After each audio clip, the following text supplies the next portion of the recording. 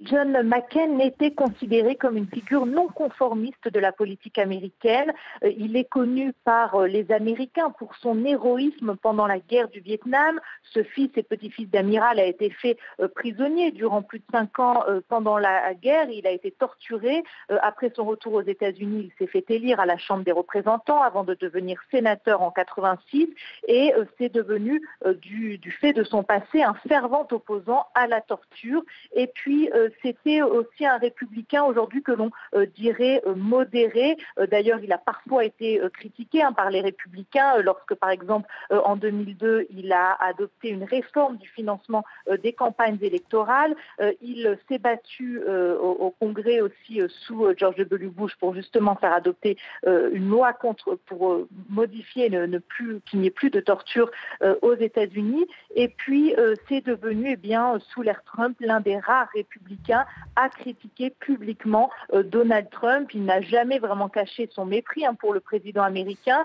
Il a voté contre la réforme de santé de Donald Trump, ce qui a empêché l'abrogation de l'Obamacare, la loi sur la santé d'Obama.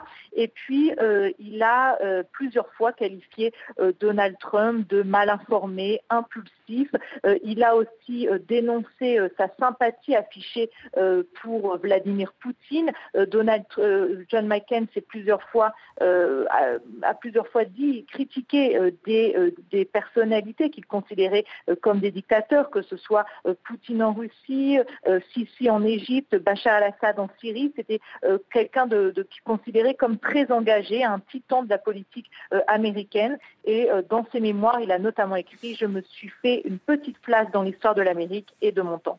Sonia, vous l'avez évoqué, l'histoire personnelle de John McCain a apporté à sa légende. C'était un homme sans compromis, apprécié, y compris par ses rivaux politiques, sans doute d'ailleurs plus apprécié par le camp démocrate que par le président américain lui-même.